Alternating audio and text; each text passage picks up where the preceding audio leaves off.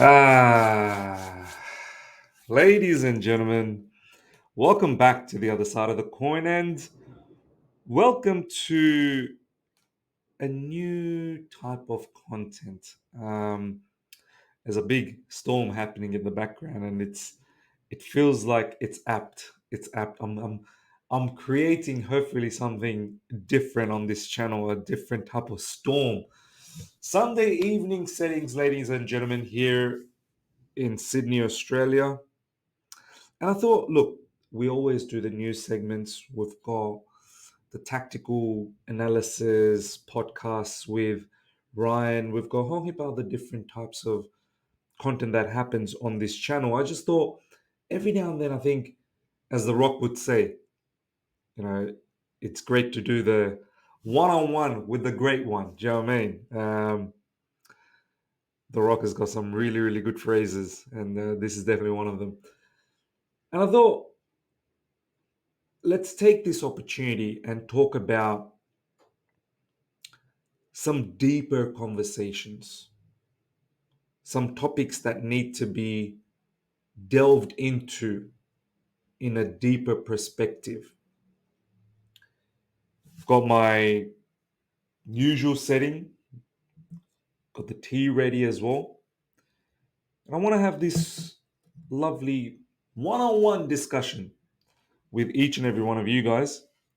So, before I introduce the topic, smash up the like button. Absolutely smash up the like button. If you're here for the first time, subscribe, hit the bell notification to stay in touch with all my content. So, right now, annihilate the like button.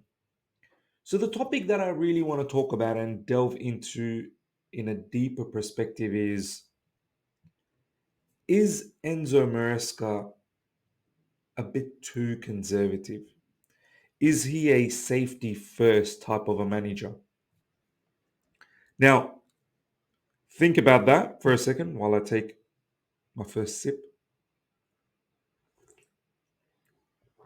Mm, that's beautiful. It's beautiful tea. You might have seen the lightning in the background. Is Enzo Maresca a conservative type of a manager? And as soon as I said conservative, the lightning, the thunder. Maybe Enzo Maresca doesn't like that. We've seen from the last international break till this international break, there's been some heavy level of teams that we've come across. Liverpool, Newcastle, Man United, even though they're in a bit of a mess, but it kind of felt like we met them right when they sort of started to put their mess behind in terms of Eric Ten Hag. I wish Ten Hag just stayed around for one more game, god damn it. And then of course Arsenal. And in this phase of play, and even prior to that as well, but specifically in this phase of play, Maresca really harped on about the defensive balance. If you can't win the big games, make sure you don't lose it. Now, it's all fine and dandy, and for some fans, it's not even fine and dandy, to be honest. For some fans, even through this period, they were quite upset that why didn't we go after certain games? Certain games, it looked like we could have got a little bit more than just a draw, for instance. We could have got a win. A loss against Liverpool, perhaps we could have got a draw at least, perhaps even a victory. You see the type of substitutions that have happened in these matches. Not too many are attacking substitutions where Maresca wants to throw caution in the wind and really put a message out there that we are going after this team and we're going to go for the win.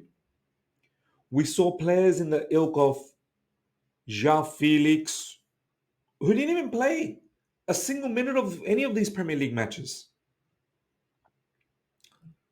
let alone coming off the bench.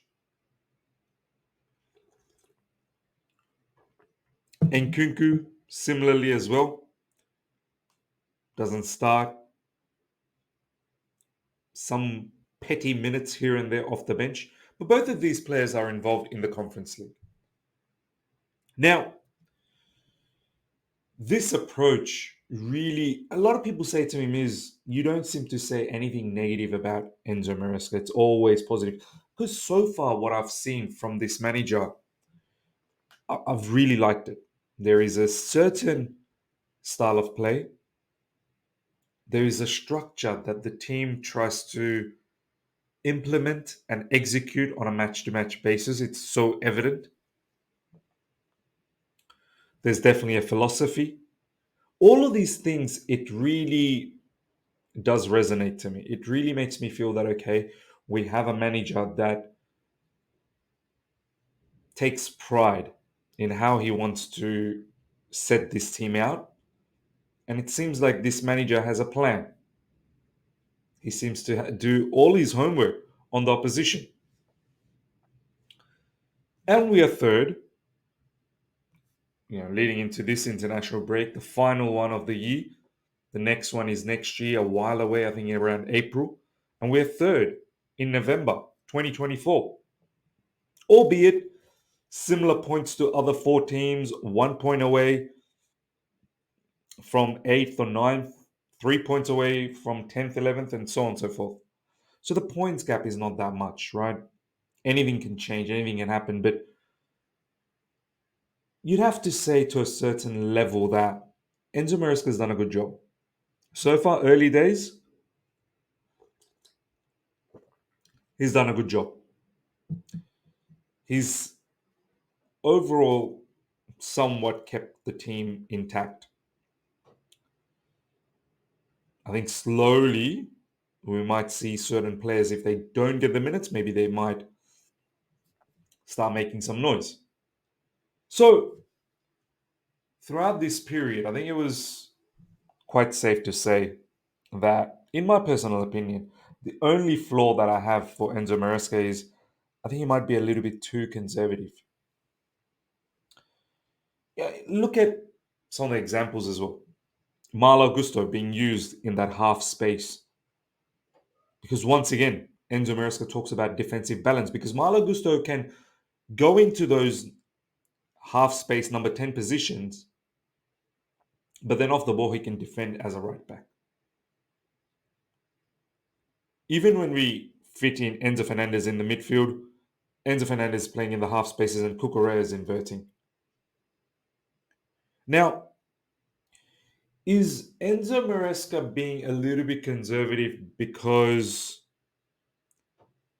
for several reasons? One, we don't have the defensive characteristics of, for example, your Salibas of the world, your Virgil van Dijks of the world, Konate, Magalhaes, Militao, Rudiger. Is he being conservative because he doesn't feel the complete trust? He likes them. Of course, he likes Levi Colwell, he likes Wesley Fofana, and he likes a whole heap of other centre backs that we have. But maybe, just maybe, he doesn't fully trust them to handle their business 1v1.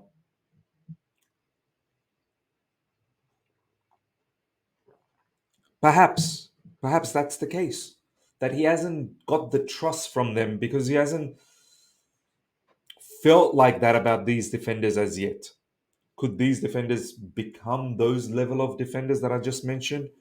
Those monsters? Maybe, maybe, but right now they're not there. And is that the reason why he's not willing to deter away from his 5 and 5 philosophy? 5 in attack, 5 in defense. Have a balanced approach. If we lose the ball, we have 5 that can defend. There are certain managers who are bold and will throw on the ball 6 and 4, 6 up front, 4 at the back. Some may even go ballistic at times. They go 7 up front, 3 at the back. You look at the way Liverpool, for example, off the ball. They're all strategically placed that if there is a mistime pass, they'll revert quickly and help out defensively off the ball. Having said that, though, when they do throw bodies up front, they don't hesitate. And at times, it's really just Van Dijk and Konate, and perhaps maybe a Robertson if he plays and he doesn't really bomb up and down anymore, and he'll sort of make that back three. If it's Simicas, he's bombing up, and then you might get a defensive midfielder in the likes of Gavranovic, who'll stay close to the centre backs. And all the other players will be pushing forward to basically put more numbers in the final third. Now, that means obviously the defensive line is pushed forward so that there's not too much gap between defense and the offense. If there's too much gap, then if you lose the ball, you could be in massive trouble. And in this way, you can also deploy the offside trap as well. And that's something I think we're working on. So it's one of the reasons that he doesn't feel to do something eccentric like that in terms of the attacking play because he feels we don't have the personnel. We don't have the personnel.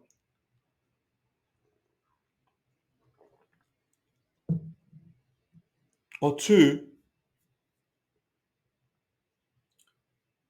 does he feel that maybe we don't have the personnel up front as well? Even though we've scored quite a few goals, but does he feel that not everyone seems to be clicking up front? If Cole Palmer's game is nullified, then no one else seems to be rising to the challenge. Maybe Pedro Neto slowly coming into frame. So there could be multitude of issues which involve on and off the ball, work rate. And perhaps this is one of the reasons why he's conservative. The other reason could be it's his first season. He just wants to ensure that maybe let's not lose the big games at least. We've lost against Liverpool, we've lost against Man City. And surprise, surprise, those are the two teams that are leading the Premier League table. All the other teams, all the other big games that we've had, we haven't lost. We didn't lose against Arsenal, we didn't lose against Man United. We've got games coming up against Aston Villa, we've got games coming up against Tottenham. It'll be interesting to see how we face up with them. So, I personally think maybe he's been conservative with those multitude of reasons. And it's evident to see. We've got all that firepower on the bench in the likes of Nkunku, João Felix, Mudryk, and so on and so forth. Very rarely does he throw the kitchen sink, Enzo Maresca. And it could be for all of these factors. Now, having said all of that, having said the fact that he might be conservative, he himself said in Italy, in one of the press conferences, he said in Italy, there's a belief that if you can't win, you make sure you don't lose.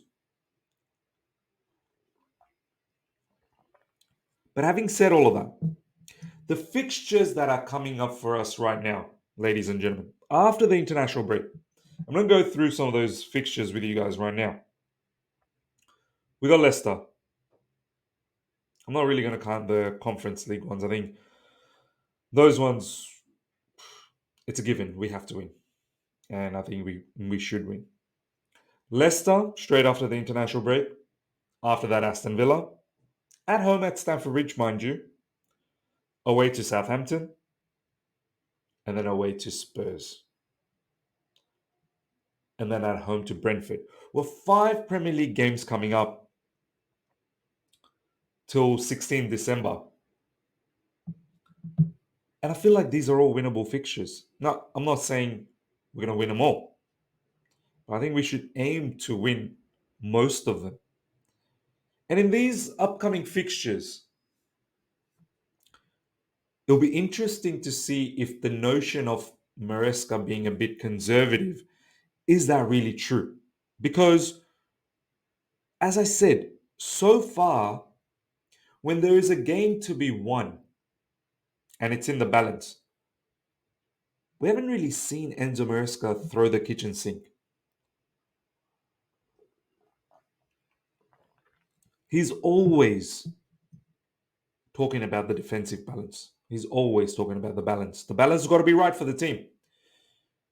But against Leicester, let's just say we start things off with Leicester.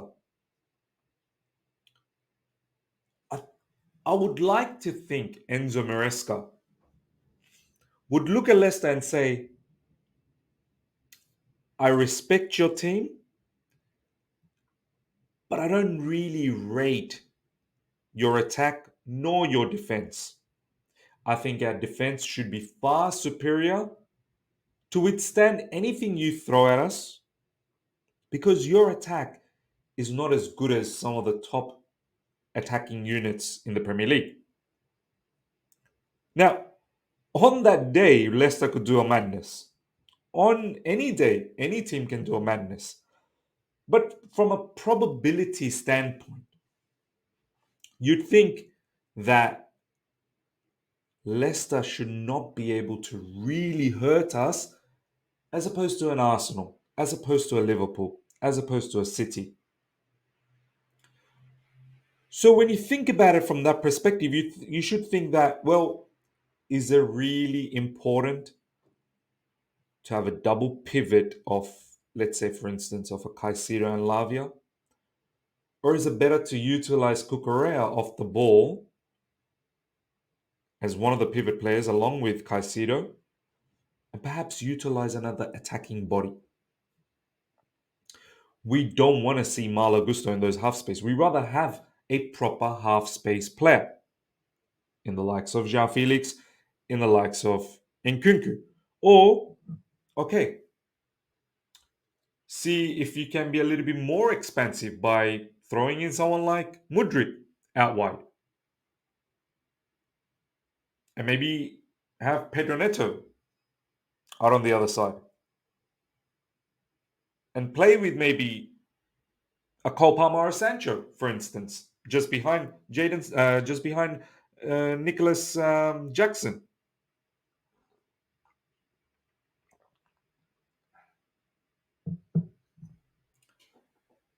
But against Leicester, I'd be shocked if the game's in the balance and we're not utilizing some of those players. I'd be shocked if I don't actually see another extra attacking player from the get go. Because their defense should not be able to handle our attack, and their attack should not be really hurting our defense if we rate our defense.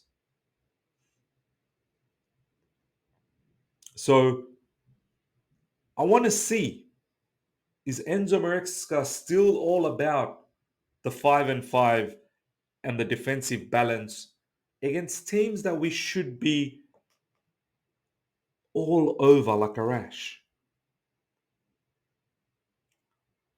The one after against Aston Villa, mind you, at Stamford Bridge.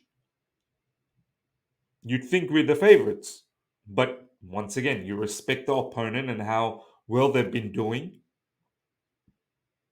What a great manager that they have. But at home at Stamford Bridge, do you opt for a defensive balance to ensure that you don't lose? Or do you have a mindset that we go there for the win? It's all fine and dandy. And as I said, maybe it's fine and dandy for me. And I know a lot of people out there, it's not fine and dandy for them to not win the big games. Maybe it's okay for the timing for me that we are not winning those big games because we're looking for more solidarity. Do you know what I mean? We're looking for more assurance.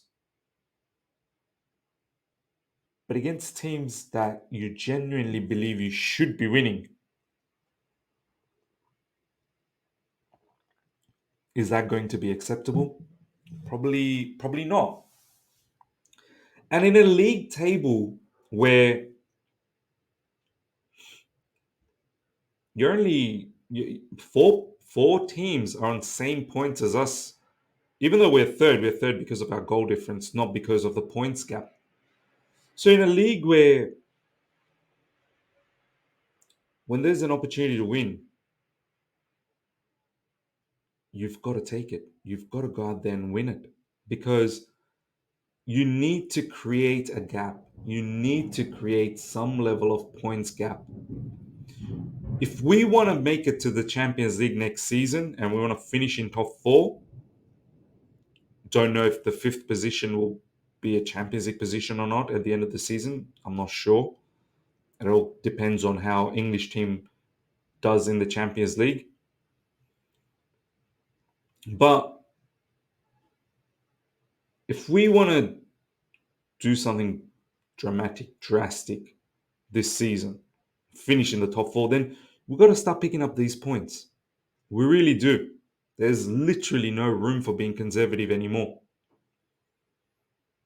And it would be a shame for having such a star studded bench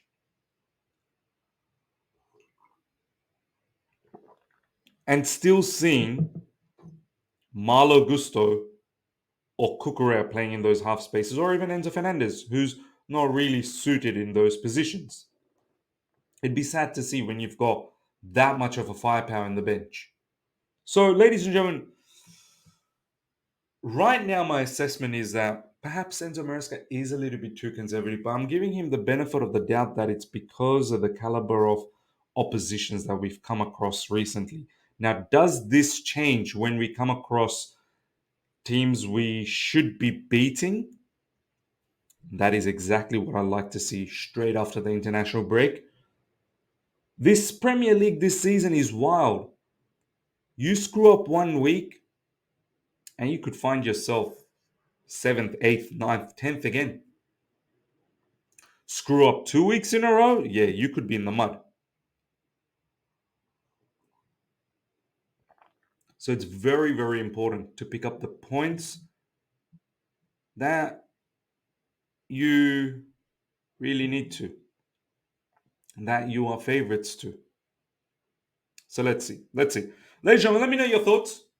Hopefully, you've enjoyed this type of a new content, something different, where, as I said, it's more of a one-on-one with Miz. And I'd like to know how you felt about that. So, like a mini podcast where we're going to talk about topics in a deeper manner. So, let me know your thoughts about today's topic about Enzo Maresca perhaps being a bit too conservative. Let me know your thoughts in the comment section, how you feel, what you're thinking. Smash up the like button if you're here for the first time. Subscribe, hit the bell notification to stay in touch with all my content. Until next time, everyone, take care. See ya. Goodbye.